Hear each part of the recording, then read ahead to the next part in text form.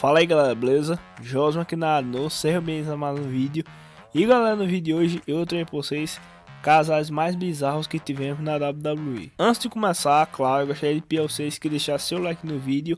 E você que é novo aqui no canal, se inscreva. Começando aqui pelo casal que eu considero o mais bizarro dessa lista, que é o casal de Perry Saturn e Mop. Mop nada mais é do que um esfregão.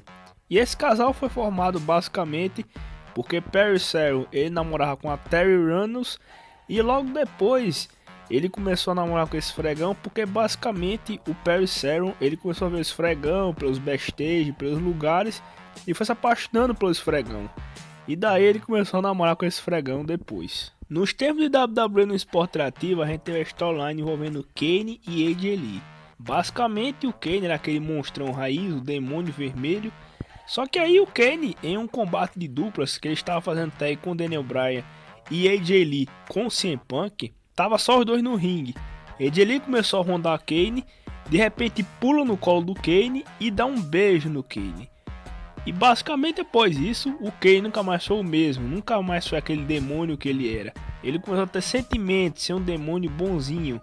Em certos momentos, AJ Lee inclusive, ela aparece vestida de Kane. E o Kane fica hipnotizado com ela, começa a ir atrás dela. Muitos fãs, diga-se de passagem, apontam que nesse segmento aí, o Kane acabou por ser enterrado, porque ele nunca mais foi o demônio raiz que ele era como antes. Semelhante a isso, a gente teve o casal do The Fiend Bray Wyatt com Alexa Bliss. Esse casal teve início durante a rivalidade do The Fiend com o Braun Strowman, porque o The Fiend ele começou a atacar a Alexa Bliss, já que quando o Braun Strowman começou a estourar como wrestler, ele tinha uma certa quedinha para Alexa Bliss. E o The Fiend fazia isso para enfraquecê-lo. Só que resultou na Alexa Bliss tocando os sentimentos do The Fiend. A diferença é que a Alexa Bliss ela acabou se juntando ao The Fiend, ela virou uma espécie de demônio ao lado dele. Então nesse caso aí foi um pouco diferente de AJ Lee e Kane. Porque nesse caso aí a Alexa Bliss se juntou ao The Fiend e ela meio que ficou um demônio, que nem ele. No caso da AJ Lee não foi bem assim. Mas esse casal aí acabou ocorrendo isso aí e muita gente aponta também como uma espécie de enterro do The Fiend. Outro casal que era bastante bizarro era Edge e Vicky Guerreiro. Por que esse casal era bizarro? Porque a gente via claramente que o Edge estava com a Vicky Guerreiro basicamente para ter privilégios. Esse casal aí, muitos aí devem lembrar, porque foi mais lá da geração SBT, onde muita gente começou a ver WWE.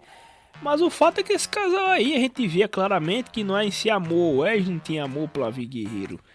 Tanto que lá na frente, ele acabou deixando ela, depois que esse privilégio dele meio que sumiu, ele acabou deixando ela.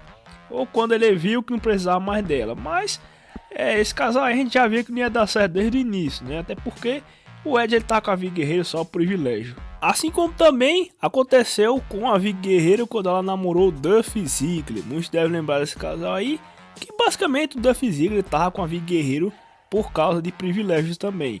Até porque a Vicky Guerreiro já ajudou muito ele, ela já deu para ele o título intercontinental, ajudou ele a ganhar o americano e até o mundial. Não sei se vocês lembram lá que um tempo lá ela tava com o gêmeo do SmackDown e ajudou ele a ganhar o mundial.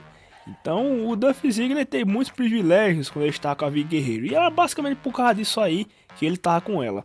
Até porque, um pouco tempo depois que ele estava com ela, ele ficou um longo tempo com ela, diga-se de passagem. Mas quando ele veio que não tinha mais privilégios, ele se juntou a AJ Lee, que é um pouco mais nova, né, que a Vicky Guerreiro, entre aspas, né, para não dizer muito. E aí ele acabou se juntando a ela. E convenhamos, ficou bem melhor o casal. E assim como também a gente teve o casal da Vicky Guerreiro com o Eric Escobar. Só que nesse caso aqui, a Vicky Guerreiro não ajudou tanto o Eric Escobar, ela não contribuiu tanto para a carreira dele, porque o Eric Escobar não foi um grande wrestler da WWE, tanto que eu acho que muitos que estão vendo esse vídeo aqui nem devem lembrar dele. Mas o Eric Escobar, ele sim namorou um tempo com a Vicky Guerreiro, um pouco antes dela começar a namorar com o Dolph Ziggler. Mas ele ficou um relativamente curto espaço de tempo, se eu comparar com o Dolph Ziggler e com o Edge. Ela ficou um curto espaço de tempo com ele. E ela não ajudou tanto para a carreira dele, né? Tanto que ele é até esquecido hoje na WWE. Um casal bastante interessante que tem na WWE e bizarro ao mesmo tempo foi o Glamarella, que nada mais nada menos que foi o casal do Santino Marella com a Beth Phoenix. E esse casal eu achava ele bastante engraçado, sabe? Apesar dele ser bizarro, mas eu achava ele muito engraçado.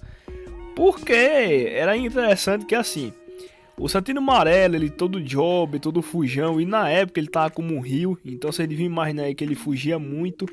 E a Beth Phoenix toda machona, toda valentona.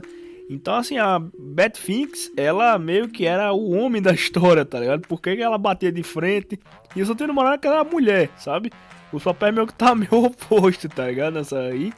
Então era bastante engraçado, cara. Eu achava graça muito desse casal aí.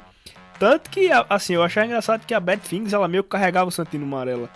Ela ajudava ele a ganhar cinturões. Por exemplo, teve um combate em que era de duplas, um combate misto de duplas, que era ela e o Santino Marella contra Mick James e o Kofi Kingston. Os vencedores levavam os 2 cinturões. E a Beth Phoenix fez contagem na Mick James, ela ganhou o título feminino e o Santino Marella ganhou o Intercontinental. Então, assim, basicamente ela carregava, sabe? Até carregava o piano lá. Então era um casal que eu achava muito engraçado, apesar de ser bastante bizarro. Trazendo uma menções honrosas aqui, eu vou trazer Otis e Mandy Rose, que foi um casal que muita gente não dava nada, mas durou um tempo relativamente bom. E olha que eles interagiram até bem. Carmela e James Ellsworth, que muita gente pode dizer que não é casal, mas pra mim era, porque rolou até bem entre os dois. Diferentemente da Carmela com o manager atual dela, que é o Reginald, que não rolou beijo aí, então eu não botei aqui na lista. E também na Jax e Enzo Amore. Esse casal aí, que era bastante esquisito, né, quando a WWE teve essa ideia aí, mas não foi nem muito pra frente não, porque estourou aquele caso lá do Enzo Amore, então esse casal não foi muito pra frente, mas ele ficou um certo espaço de tempo aí, os dois agindo como casal, mas acabou não indo muito pra frente isso aí, porque como eu disse, teve aquele escândalo lá do Enzo Amore.